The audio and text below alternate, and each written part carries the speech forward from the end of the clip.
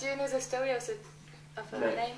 Yeah, basically, it's quite a high standard name, but it comes from a very simple story. It's that when we got the building, the old building where we used to be based at, when the old directors came to the building, they met this drunken man who said, "Oh, this pub used to be called the Royal Standard," so they decided to call the place the Royal Standard.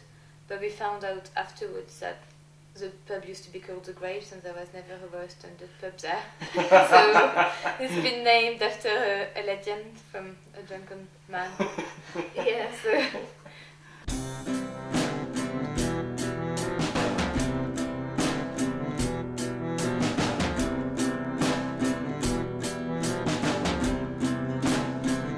Well, the Royal Standard started about 3-4 years ago.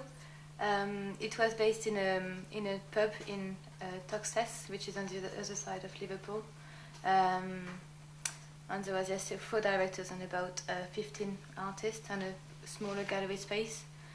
And 2 years ago we had to leave those old premises and had to find another building. So we ended up in this amazing building, which is north of the city. And it's a lot bigger, so we've got 27 artists, a big gallery space divided into 3 smaller galleries, a project space, a workshop. Every 2 to 3 years, new directors are re-elected, which is quite nice to keep the organisation fresh.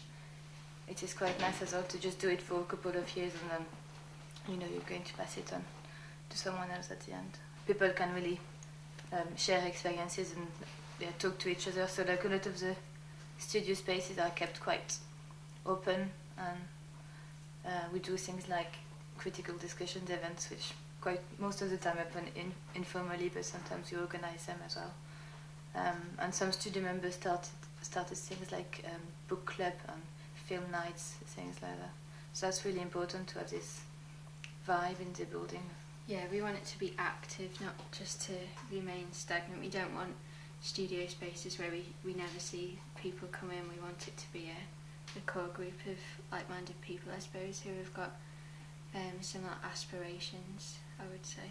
Yeah. The stuff that we programme as directors, we don't take money from what studio members pay or anything to put that on. It would either be on a shoestring or from external funding. So for this year we've had Arts Council funding for a 1-year development plan which has included the gallery programme. We have sat down in the last few weeks and we've kind of planned our programme for the following year, which is good.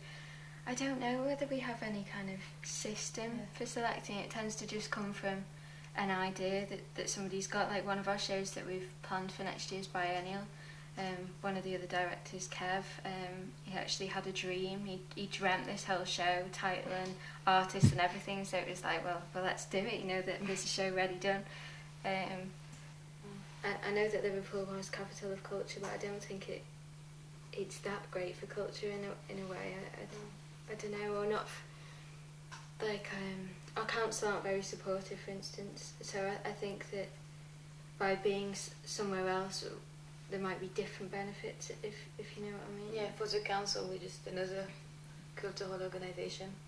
Yeah. But we know Airspace in Stoke-on-Trent, but they're kind of the only contemporary artist-led space in the area, and they seem to get a lot of support from the council because they're the only one, and it's something that's needed there. Personally, I find it quite exciting to be in a city where there's nothing else. Yeah, no, I do as well.